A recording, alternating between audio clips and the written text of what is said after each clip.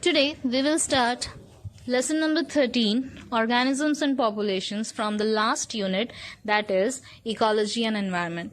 In this chapter we are going to learn about how the organisms are widely distributed in various vegetations and how the vegetations are differing from each other, and then we will learn how the population growth curves are plotted and estimated for different areas and how the different organisms interact with each other in this ecosystem. So let us start the chapter. Levels of biological organization. The individual organisms which are of similar type, they form population, and different populations of different organisms, they form community where they live together in a defined area. Different communities live in an ecosystem where they interact with abiotic factors also, and different ecosystems form different vegetations depending on various factors, and these are called as biomes, and different biomes constitute the biosphere.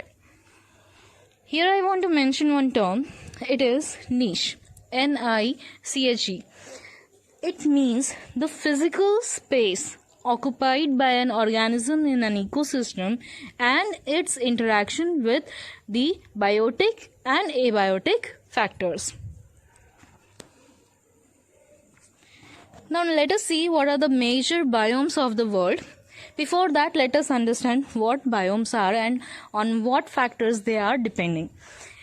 Biomes are the ecosystems with similar climate, that is temperature and precipitation, and types of biotic factors. The rotation of our planet around the sun and the tilt of its axis cause annual variations in the intensity and duration of temperature. This results in various seasons. These variations, together with annual variation in precipitation in the terms of annual rainfall and snowfall, account for the formation of major biomes. So, biomes are depending on two abiotic factors, temperature and precipitation. That is in the terms of annual rainfall and annual snowfall. On this basis, biomes are of 6 types. The major biomes are of 6 types: desert, grassland, tropical forest, temperate forest, coniferous forest, and Arctic and alpine tundra. I think you must be feeling like you are having a geography class today.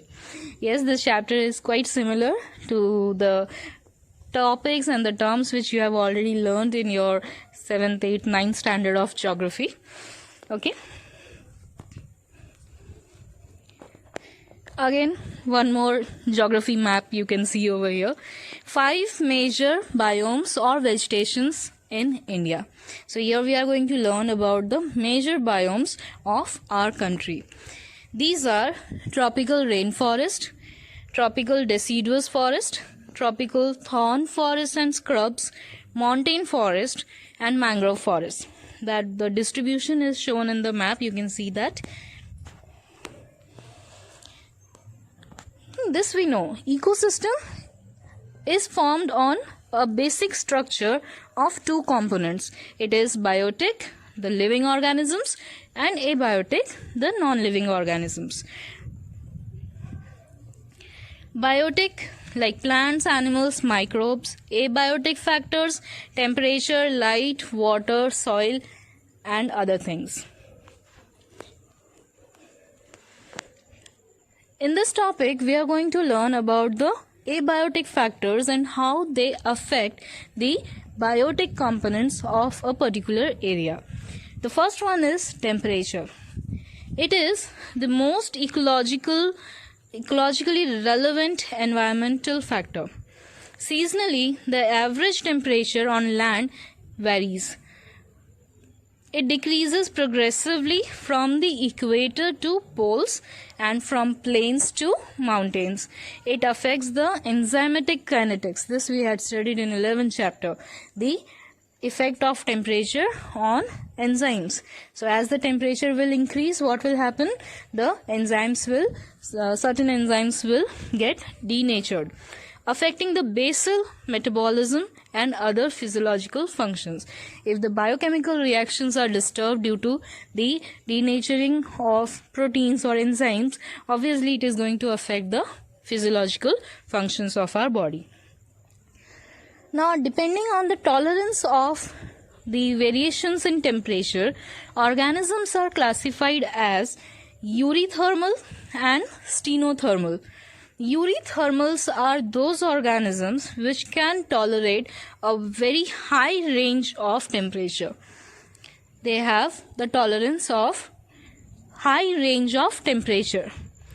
Example, in plants, rose, daisy, and some fruits, and in animals, cat, tiger, dog, toad lizard, and cyclops. So these animals have a tolerance power of tolerating a very high range of, or a broad range of temperature. Stenothermals are those which tolerate only a narrow range of temperature. Very short variation, a very small fluctuation of temperature can be tolerated by them. They cannot survive if the temperature variations are very broad. Example, in plants, bougainvillea, orchids, croton, palms, and in animals, corals, penguin, python, crocodile, and fish in colder areas. The next factor is light. Most essential factor is light because it is required for photosynthesis and evolution of oxygen. The liberation of oxygen happens through this process only. Small plants, herbs, and shrubs are able to perform photosynthesis under very low light conditions. Why? Because in the forest areas, very dense forest areas, the big tall tree canopies overshadow the small herbs and shrubs. But still these plants are able to perform photosynthesis, and such plants are called as xeophytes. Animals show diurnal and seasonal variations in light intensity and photoperiod for timing their foraging. Foraging is searching for food, reproductive and migratory activities. Such activities are light dependent. They are depending on light for coming out of their dens and other places to hunt or search for food, and for also reproductive, mating, or for migration. In deep sea, animals have special devices for life, as many are bioluminescent, like anglerfish, glowfish. The next very important abiotic factor is water. It is most important as life is unsustainable without water. Amount of water in an environment determines the productivity and distribution of plants. For aquatic habitat, the water quality becomes important. Now, what are these water qualities? These are pH, salinity, and the temperature of the water body. The salt concentration, measured as salinity in parts per thousand, is less than 5 in inland waters, 30 to 35 in sea, and more than 100 in some hypersaline lagoons. Now here I'll ask you one question. You have to name one lagoon of our country. Many freshwater animals cannot live for long in seawater and vice versa because of the osmotic problems they would face. Osmoregulation we have studied in 11th. There is a mistake in the spelling, just correct it. It is euryhaline. EURYHALINE. Euryhaline. These are the organisms which can tolerate a very high range of salinities. There we learned about eurythermal. Thermal means heat or the temperature. So eurythermals are the organisms which can tolerate a broad range of temperature, and here euryhalines are the organisms which can tolerate a broad range of saline or salt concentration in the water. Like example, migratory fish like hilsa, salmon, Atlantic stingray, bull shark, herring, lamprey, green sea urchin, and plants like seagrass. The other type is stenohaline. Stenohaline are the organisms which can tolerate a very narrow range of salinities. Again, you can compare the term with stenothermal, where thermal is the temperature. So stenothermals are the organisms which tolerate a very narrow range of temperature, and here stenohalines are those which can tolerate a very narrow range of salt concentration in the water. There should not be much fluctuation in the salt concentration. Like goldfish. Goldfish is a freshwater fish. It needs the optimum salt concentration and temperature also. Otherwise, that is why we say it is very delicate fish, and if it is having a fluctuated environment, it dies. And in marine fish, the example is haddock fish. The next important abiotic factor is soil. Nature and properties of soil varies with different places, and this we call as soil profile. Soil properties depend on the climate and weathering process. Characteristics of soils are soil composition, grain size, aggregation, percolation, and water holding capacity. The vegetation of an area is determined by some soil parameters like pH, mineral composition, and its topography, the layeration or the formation. All these things we are going to perform in our practical activities.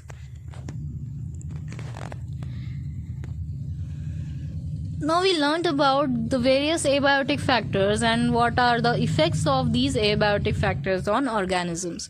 Now we are going to learn how the organisms respond to the changes in abiotic factors.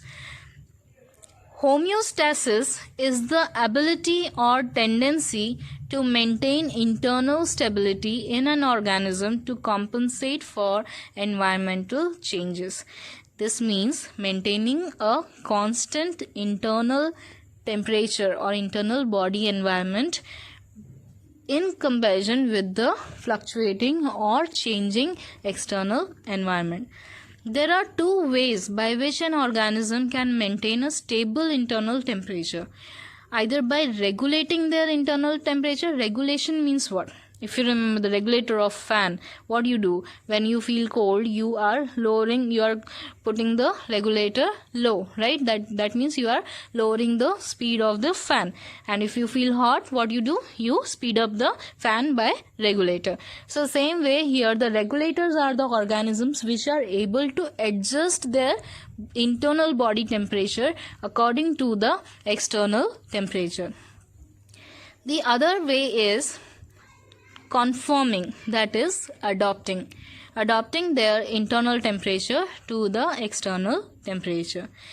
On this basis, homeostasis is performed by the organisms, and these organisms are called either regulators, conformers, or partial regulators. Regulators are also called as homeotherm or endotherm. A regulator is an organism that can maintain constant internal conditions with fluctuating external conditions. They possess constant homeostasis or internal environment. Their internal body temperatures do not fluctuate a lot with the external environment. They maintain their body temperature, they consume large amount of energy and are more active. The body fluid have a fixed osmotic concentration. They have a wide range of distribution. Example, birds and mammals. Here I would like to give you one example. Suppose if we feel very cold, we start shivering. The reason is when we shiver, the blood vessels, they contract. When the blood vessels contract, the flow of the blood increases, and this produces heat in our body. So this is one way of regulating the internal temperature. The next type is conformers. A conformer is an animal that allows its internal condition to fluctuate in response to its external environment. Example, these are also called as ectotherms or poikilotherms.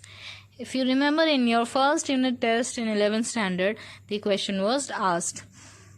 Name the organisms which are not able to regulate their internal body temperature. So this is the term is poikilotherms. Homeostasis is very little in such organisms. Their body temperature changes according to the environment. They consume less amount of energy. Osmotic concentration of body fluids varies according to that as external medium. They have a narrow range of distribution. They are not widely distributed all over the globe. Conformers are less active, and majority of animals, 99% of animals and almost all the plants are conformers. That means they are not able to regulate their internal temperature and they depend on some factors. Now, the third type is partial regulators. As the name says, partial regulators means these are the organisms which are able to change their body temperature to a certain level of ambient temperature. But when the temperature continues to increase, they are able to maintain constant body temperature. They will keep on having a fluctuating internal body temperature, but as the increase in external temperature is constant, it keeps on increasing. With that, their body temperature becomes constant after a certain temperature. For example, ground squirrel and shrew.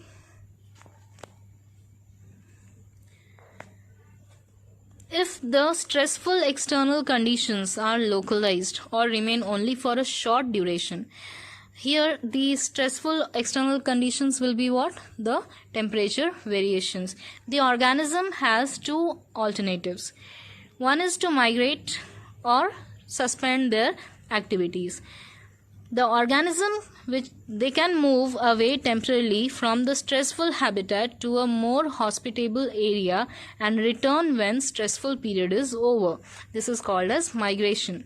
For example, every winter in Kualada National Park, Bharatpur in Rajasthan, thousands of migratory birds come from Siberia and other extremely cold northern regions. And migratory birds, flamingos and pelicans land in Odisha's Chilika Lagoon every winter.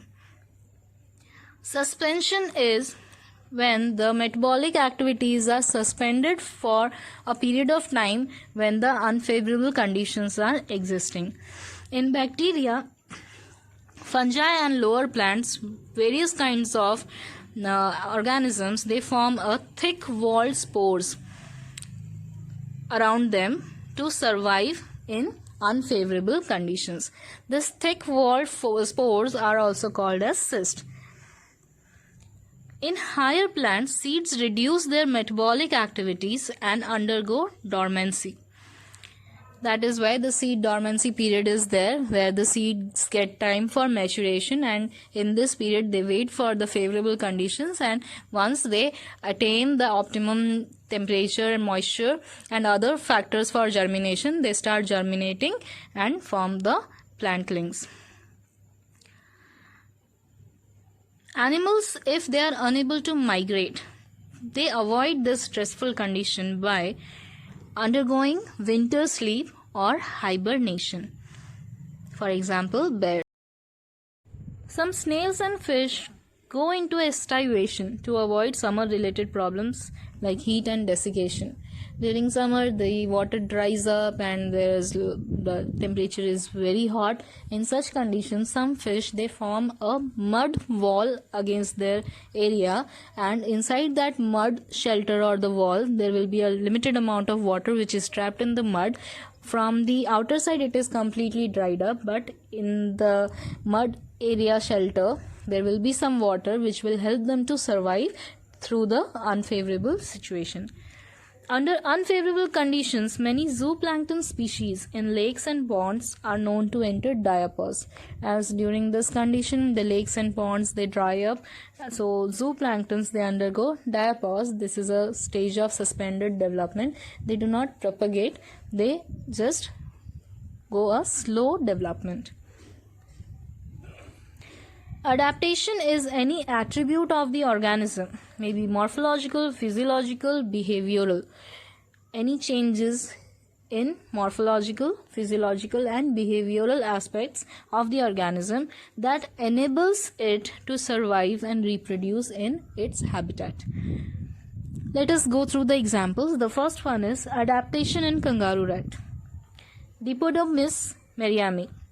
Kangaroo rat in North American deserts is capable to meet its internal and water requirement by oxidation of fat where water is a byproduct. Urine is highly concentrated to reduce the water loss to the minimum through the excretory products. It prevents water loss by living in burrows during day. Solidification of feces and the nasal counter current mechanism to retrieve moisture from the air which is being exhaled. The second example is adaptation in desert plants. A thick waxy coating on leaves called cuticle is present for minimum water loss. Special photosynthetic pathway, CAM pathway, in which stomata remains closed during the day to enable minimum water loss. Opuntia has leaves reduced into spines and flattened stem for photosynthesis. Stomata are sunken into deep pits and ridges of the leaves and stems to reduce water loss by transpiration. Third adaptation in mammals in colder areas, and this is known by Allen's rule. Mammals have shorter ears and limbs to minimize heat loss, as the ears and the limbs, the foot, are the main heat loss areas of the mammals. Seals, the aquatic mammals, have a thick fat layer called blubber below their skin that acts as an insulator to reduce the heat loss in such climate. The next adaptation is in desert lizards. What they do, they absorb heat from the sun when the body temperature drops below the comfort zone, and they move to the shade when temperature rises above comfort level. They burrow into soil to escape ground heat. It is just like a game which they play over there. Once they feel cold, they go into sun and they get sunburst. Once they feel very hot, they again come to shade. And once again the temperature is down, again they run to sun.